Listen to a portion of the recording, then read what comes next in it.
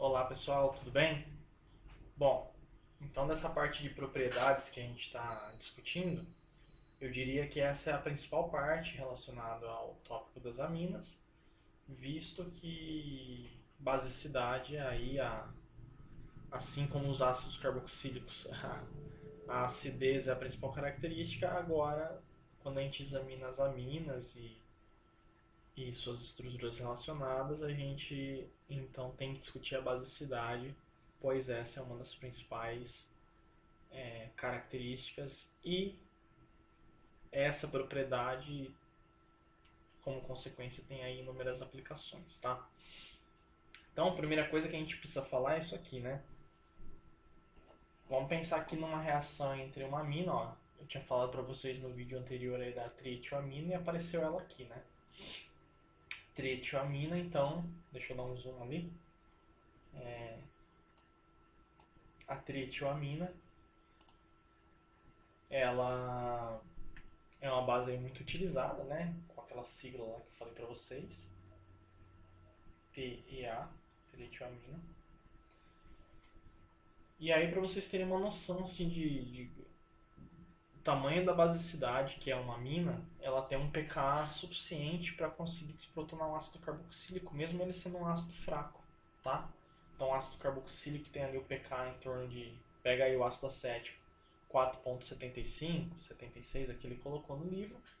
Então, usando trietioamina é possível então fazer uma reação de neutralização, onde então abstrai esse próton, forma-se aqui o ácido conjugado, cujo pKa é 10,76, e o íon carboxilato, que aí é um íon muito estável por ressonância e tal. Mesmo esse íon ele tendo uma basicidade, né, não é favorável esse equilíbrio se voltar, visto que eu estou formando aqui nessa reação um ácido bem mais fraco do que o original. Então, observando esses valores de pK entre o ácido que existia antes ali no início da reação e o ácido que é formado depois, então mostra-se que o equilíbrio ele é favorecido. Outro ponto aqui que é legal observar é a questão aqui da formação do sal, né, que forma aqui o sal de amônio, e provavelmente esse sal vai estar aí tendo o seu, dependendo da sua solubilidade, é claro, mas tendo aí o próprio íon acetato como contra-íon, que dependendo do solvente se precipita, que também é algo que favorece o deslocamento do equilíbrio, tá certo? Outra coisa que o livro não traz, mas que eu acho legal comentar, é vamos pensar aqui também nos pKas que a gente tem em caso da desprotonação, né? Então vamos pensar assim, ó. Eu tenho uma amina, né? Vamos pensar numa amina alquílica comum, tá? E já vamos partir já do sal, na verdade, né? Do íon amônio, né? Então a gente sabe que eu desprotonar ele com a ação de uma... Vamos pensar aí em qualquer base, tá? Eu geraria a amina, e isso é algo que tem ali o pKa em torno dos 10,76, certo? E se eu tratar isso daqui com uma base muito forte, tá? Eu teria então a origem a um íon, o que? Amideto, agora com carga negativa, certo? E isso já faz o pKa, né? Vamos pensar dessa etapa, né? O pKa relacionado com essa etapa e o pKa relacionado aqui, ó. Aqui eu já tenho pKa em torno de 35, tá?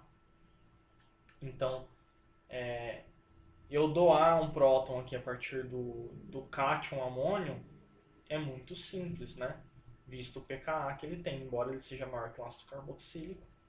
Eu retirar um segundo próton aqui de uma amina já exige um pKa muito alto. E também essa história do pKa das bases dos ácidos conjugados, que nem a gente vê aqui, é uma medida que a gente não precisa saber o pKb para examinar a força da base. Basta a gente examinar o pKa, tá? Dessa base conjugada, aliás, do ácido conjugado. Então, quando a gente observa aqui, né, o pKa do íon amônio para esse ácido conjugado é 10,76. E isso me dá indiretamente uma relação do quão básico é essa amina. Então, a gente examinando esses pKas em comparação de várias aminas, examinando o pKa desses ácidos conjugados, a gente tem uma noção do quão mais estável é o ácido, ou seja, maior esse pKa. Isso está indiretamente relacionado com também a força da base, tá? Que aí então exibiria um menor pKb. Então, na prática, a gente não precisa ficar determinando o valor do pKb. Basta a gente examinar o pKa. Então, por isso que as tabelas aí todas aí são de pKas. Para a gente na química orgânica, isso é uma maneira prática de relacionar a acidez e a basicidade já numa única escala, tá certo? Então, beleza. Então, aqui, novamente, né? Esse daqui é bem mais ácido, esse daqui já começa a ter características básicas, né? É muito difícil tirar esse próton. Em consequência, isso daqui é uma base muito forte, né? Por causa que a partir do momento que eu consigo remover esse próton, eu dou origem a uma base bem forte, tá? Que é o íon amideto. Bom, agora o livro do Klein ele traz pra gente vários exemplos aí de pKas que eu vou discutir com vocês. Isso é algo que inclusive no texto eu achei um pouco vago, né? Mas é legal discutir os porquês aí, relacionar um pouquinho de estrutura com essas reatividades, com esses valores de pKa. Então, de um modo geral, né, vocês observam aqui que mais ou menos, a não ser quando a gente já vai para as aminas que são aromáticas, mas as alquiloaminas elas têm um pKa muito próximo, tá? E aí quando a gente observa que essa equação novamente, é muito interessante a gente observar que do ponto de vista experimental, eu tentar isolar uma amina é algo que é muito interessante através de reações como essa. A partir do momento que eu consigo protonar uma amina e ela se forma uma espécie carregada, eu consigo fazer com que ela vá para uma fase aquosa. Então, com aqueles funilzinhos de extração, sabe? Aquele funilzinho assim, que tem aquela torneirinha, certo? E a tampinha ali em cima. E aí a gente consegue fazer então uma fase orgânica e uma fase aquosa. Então, vou desenhar aqui, por exemplo, uma fase orgânica aqui em cima e uma fase aquosa aqui embaixo, tá? E aí, a partir do momento que eu acidifico essa solução e extraio, né, fazendo a agitação bem vigorosa do sistema, eu promovo toda a protonação da minha amina, é claro que utilizando um ácido adequado, né? Em geral pode-se utilizar o HCl, em alguns casos inclusive o ácido carboxílico, mas o mais comum é usar o HCl. E aí eu consigo... Essa substância perde a sua solubilidade na fase orgânica, uma vez que ela está protonada, e passa então para a fase aquosa, onde então ela se solubiliza. Isso é uma maneira então de separar aminas de outras substâncias orgânicas de uma maneira bem fácil, tá certo? E fazer aí uma purificação. Seja você querendo retirar essa amina da tua reação e fazer com que a fase aquosa tenha substância orgânica de interesse, ou o contrário, você quer isolar essa amina, então você joga ela para a fase aquosa e então depois trabalha apenas na sequência da partição das duas fases, você fica com a fase aquosa e trabalha em cima dela para isolar o seu composto de interesse. Bom, então basicamente todas as aminas é possível a gente fazer esse tipo de técnica para isolar elas, certo? Isso aí vocês vão ver em química orgânica experimental. Vai ter alguma prática relacionada com isso, muito provavelmente, tá? Então aqui a gente entra na história dos pKas, tá? Então observem aqui, vamos primeiro analisar isso aqui de um modo geral. Então do meu lado esquerdo aqui eu tenho aminas que são monossubstituídas, né? Aminas que são primárias. Então, primeira coisa que a gente tem que observar é que os valores de pK, independente do grupo, são muito similares. Então mesmo eu aumentando a minha cadeia, tem aqui ó, metil, etil, isopropil, observem que o valor do pK não mudou. Então o tamanho da cadeia aqui não influencia a basicidade, tá? Começa a influenciar quando eu tenho um grupo muito grande, mas ainda assim é muito pouco, tá? Então a gente não pode dizer que esse fator de aumento de cadeia influencia, tá? É um pensamento aí que não tá adequado, tá? O que vai influenciar diretamente aí essa basicidade, né? A gente sabe que o fato de eu ter grupos alquil, né, ligados diretamente ao nitrogênio, isso daí é um grupo doador de elétrons, era similar ao que a gente discutiu lá com as amidas. Então, grupos que doam elétrons fazem com que a minha substância, vamos dizer assim, eu aumente ainda mais a densidade eletrônica nesse nitrogênio, especialmente nesse par de elétrons que está ali disponível para agir como um nucleófilo ou como uma base, tá certo? Aí na sequência, então, a gente compara aqui, ó. Então agora a amina secundária, eu já tenho um pequeno ganho, né? Especialmente aqui quando são as duas etilas, eu tenho aqui agora um ganho um pouco mais significativo na relação do pKa.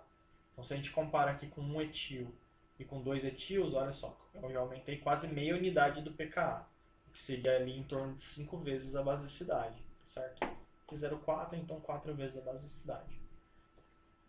Mas olha só que fato curioso. A hora que eu passo, então, seguindo esse raciocínio, que quanto mais grupos doadores eles fazem com que a basicidade se aumente, era esperado que então uma amina terciária tivesse um pKa ainda maior. E aí não tem, tá vendo? Nem mesmo quando eu tenho etil. E aí o que pode explicar isso? Pausa o vídeo aí e pensa um pouquinho. Então olha só que interessante. Mesmo eu aumentando aqui um grupo doador a mais comparado agora a uma amina, vamos pegar aqui os que tem metil com metil, né? Agora caiu, na verdade, né? 10,7 do dimetil para o trimetil, para trimetilamina. 9,8 aqui no caso do terceiro substituinte, né? Então, na verdade, caiu a basicidade, né? Ela ficou mais ácida a base conjugada. E o que pode explicar isso, então?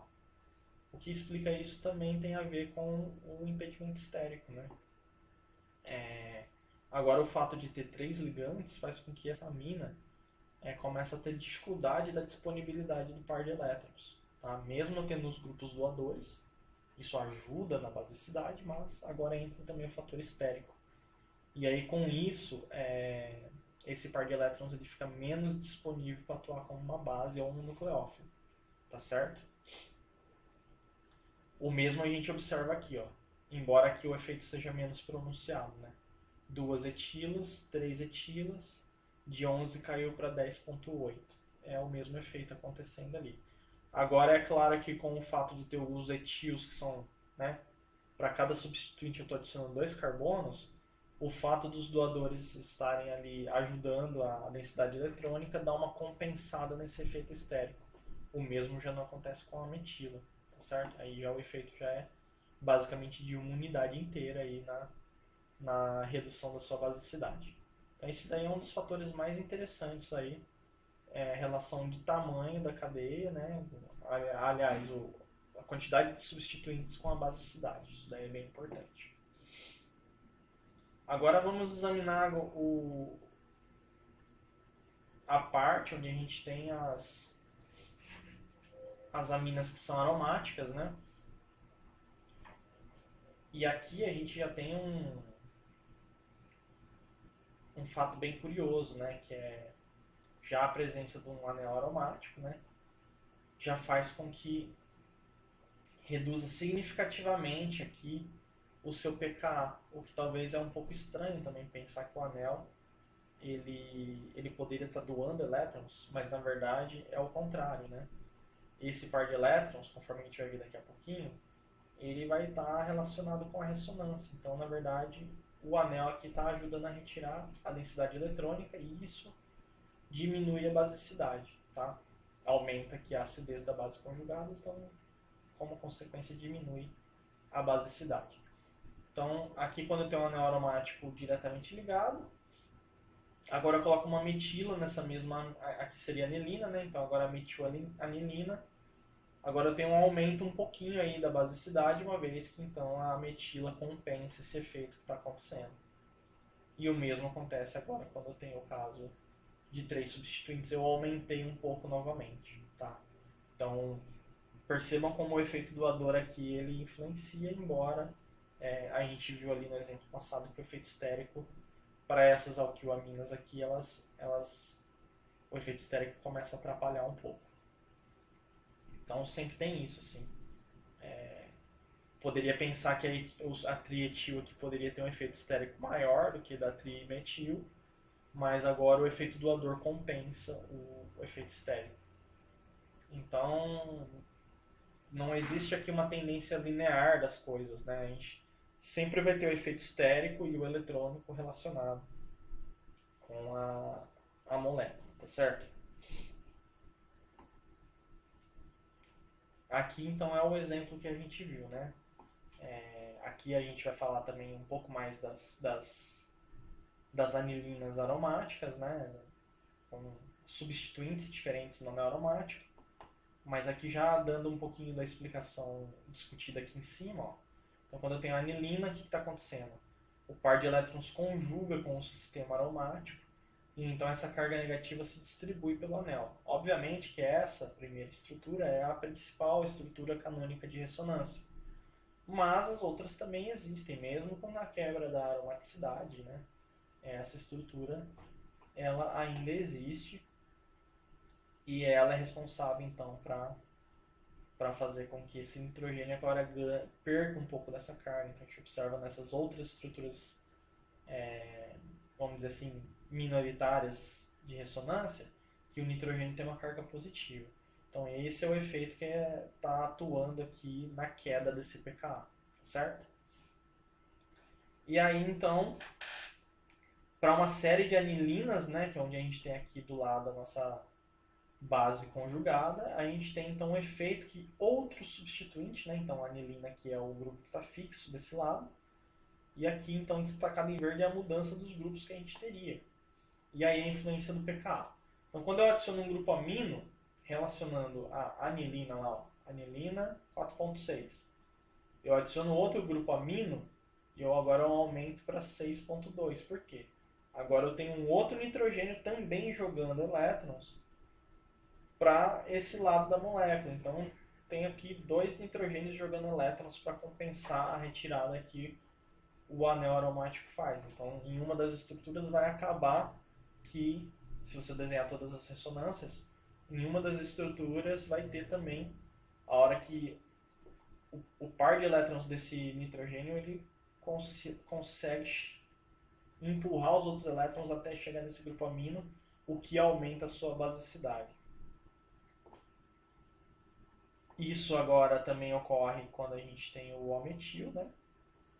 Então de 4.6 da anilina para 5.3 a gente tem um aumento também devido ao efeito doador por ressonância, tá certo?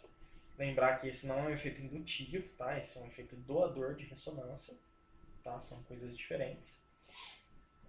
Agora já tem uma metila. A metila agora já vai ter um efeito indutivo, porque a metila não tem par de elétrons para compartilhar por ressonância. Então agora ela está doando densidade eletrônica através das ligações, tá?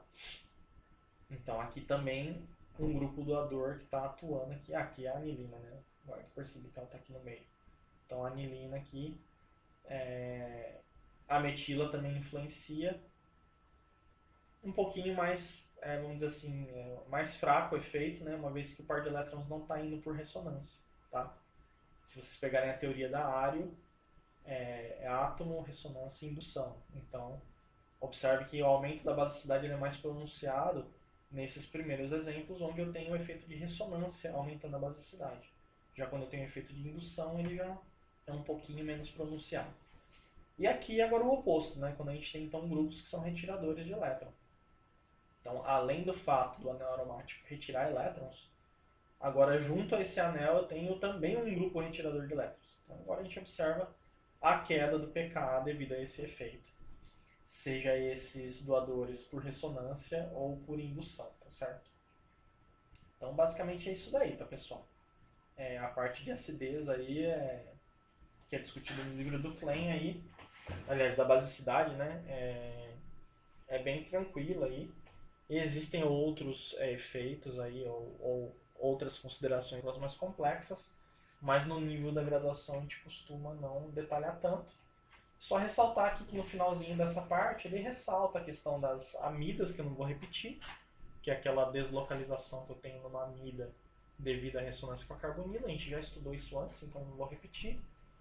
E também é interessante vocês lembrarem que quando eu tiver uma amina, né, seja ela um fármaco, etc., a partir do momento que eu tenho o valor do pKa, né, da base conjugada, eu consigo relacionar então esse pKa com o pH do meio fisiológico, né, estômago, sangue, enfim, da parte da fisiologia aí, né, ou mesmo quando a gente fala o pH fisiológico seria do sangue, e pensar na forma protonada ou desprotonada utilizando a equação de Henderson-Hasenbach, que é aquela equação lá do tampão, né? pH igual a pK menos log da base pelo ácido.